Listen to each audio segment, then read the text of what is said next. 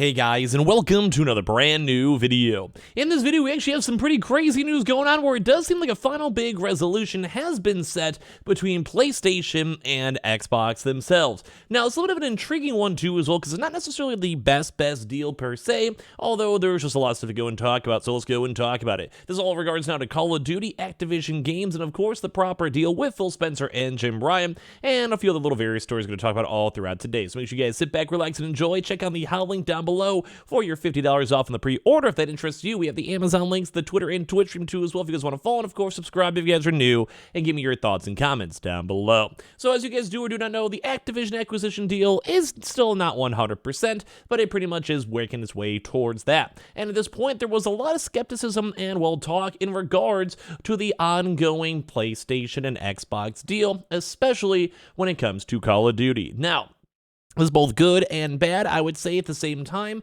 and we're going to go talk about that. So as you guys do or do not know, we even talked about this in the past few days, so I think a lot of my calls were pretty much pretty spot on, and I basically said that there was an initial deal for that 3-year period, and then there was the initial same 10-year offer for Nvidia, Nintendo, etc., and even in my calls, I was thinking it was probably just going to be that same 10-year deal if we had to pick and choose. If Xbox was like, yeah, let's get it over with, let's make it all good, we don't discuss too much more, we go from there. And that does kind of seem like what's going on with this one, but there is a really big catch. Xbox has signed a binding agreement to keep Call of Duty on PlayStation after its acquisition of Activision Blizzard.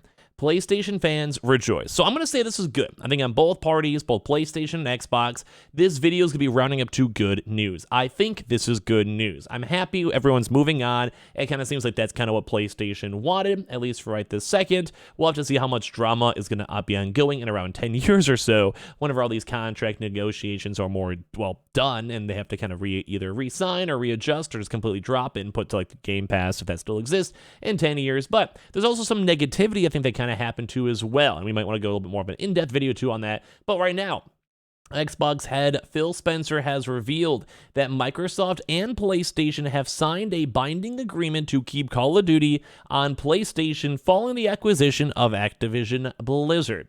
Spencer took to Twitter to announce the news over here, and I'm going to go give you guys the proper tweet, where basically says, "We are pleased to announce that PlayStation and basically Microsoft have signed a binding agreement to keep Call of Duty on PlayStation following the acquisition of Activision Blizzard. We look forward to a future where these players globally have more choice to play their favorite games." I do think this is actually, in my opinion, very, very exciting news. I love seeing this. I love seeing the vibes of this, and I do agree that it's kind of happy for this to almost be done. It's been a pretty big, major news story, mainly from like the leak documents and everything else.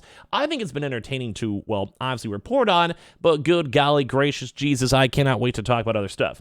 We are pleased to announce that Microsoft and PlayStation, as we just kind of mentioned, basically have their binding agreement for this as well. So they did go and say no further details about the binding agreement, although ever since then, there has been more information on that. So basically say, at least in the entireties of the internal docs, we don't fully know. There's a few little side things.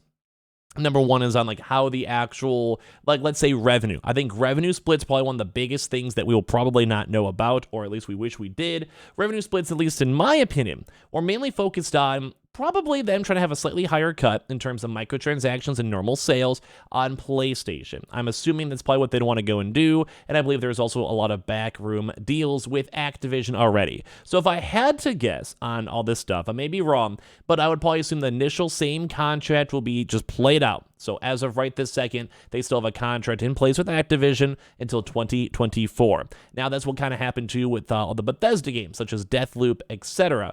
So there goes War Tokyo, and those had their own exclusivity rights and contracts and marketing deals with PlayStation. I'm going to probably assume, based on this and the contract being a multi-year contract, they will probably let the contract play out. At this point, it's only 2 years. This next year's Call of Duty will basically still, like this Activision acquisition will still be in limbo anyway. It's like in the process and starting, but if you guys have ever gone through corporate structure, restructuring, etc., it takes a long time for things to get fully into swing.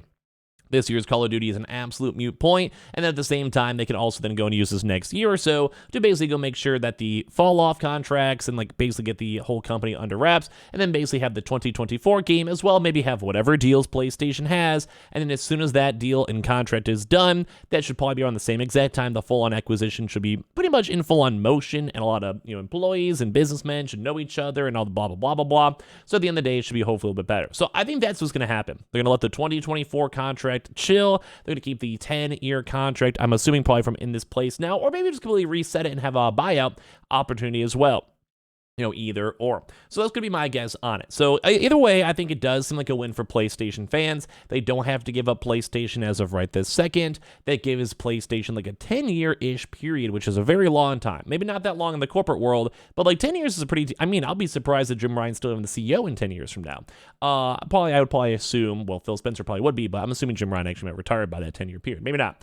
But anyway, when it comes to that stuff, that will give them 10 years to either bolster into other different games, such as like a Battlefield or more push into Destiny, make more individual IPs, bring back old IPs, or whatever it might be.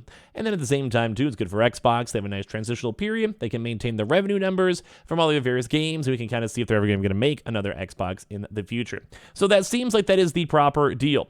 Although there is one big thing, and this is the big caveat, is I do believe, from what we've read, we might be wrong, that the Xbox actually might have a little bit more of an extra edge where they only made this commitment for Call of Duty, or basically PlayStation may have dropped the ball, and like I said, we might do a little bit more separate video on this one if more information is confirmed / whatever, but it may have also said that PlayStation may have dropped the ball, because instead of having every single Activision game be available, at this point they may have said, ooh, we are only going to be doing this for Call of Duty, because that was the big hindrance and the big worry. So maybe they actually lost some leverage over all this time. Although it was a really kind of weird 50-50, because sometimes they were trying to go push for that initial 3-year period. They definitely got an extra 7 years, although that was the same deal being offered to Nvidia and also Nintendo, etc. So at the end of the day, you can kind of be like, if they're offering to everyone, you're probably not getting extra like deals, I guess, from basically going long term with it. But at the same time, it could have went worse. Like they basically, like the whole deal went through without even PlayStation signing or signing off on it. So it was almost kind of a nice, gracious bow that Xbox gave them in the first place.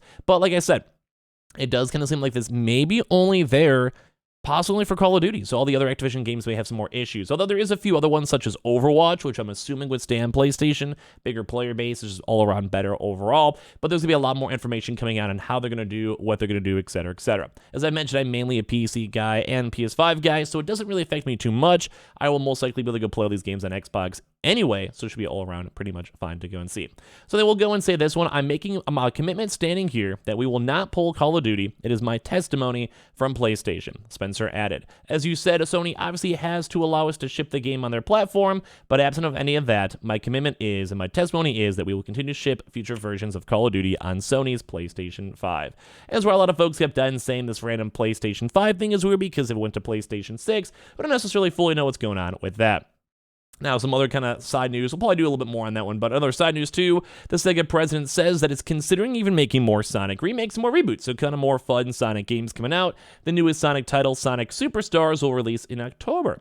So we actually do have some pretty cool Sonic games. The last one was a little bit on the weirder side, but it wasn't bad. They're trying something. So I say, of course, we have to do new things, but not all IPs are the same for new releases and reboots.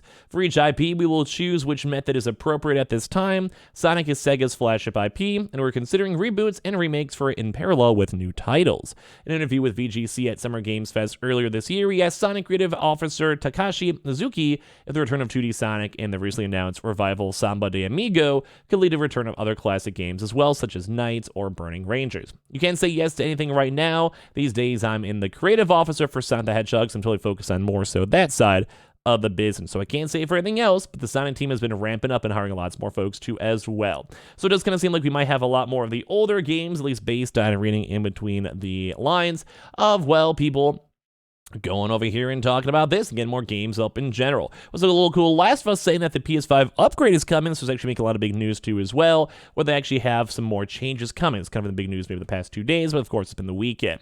Basically saying that they will be having a PlayStation 5 upgrade, which is a little bit weird because they do keep on prioritizing future gen games. Especially with like all the remakes, like especially for the prior Last of Us games. I like the games, I'm not against them, but it is kind of like a really big focus, I would say, at the end of the day. But it does kind of seem like they're going to be bringing in more content, improving visuals and performance, new accessibility options, next-gen upgrades, and a lot of other cool things too as well that for bump up. But at the same time too, it is a little bit weird to have a PS5 version. So if they charge $70 for the game, maybe as a default, I wouldn't mind maybe like a cheaper $10 upgrade that they've done for prior games, but we can kind of go and see from there. And like last but not least too, we also have some brand new older games too comping on in. We got Tomba, in case you guys care about that one, back from the 1997. So check out the nice little Samsung link down below with the how link. We have the Twitter and Twitch room down below. We have the Amazon links too. Make sure you guys are subscribed and give me your thoughts and comments down below.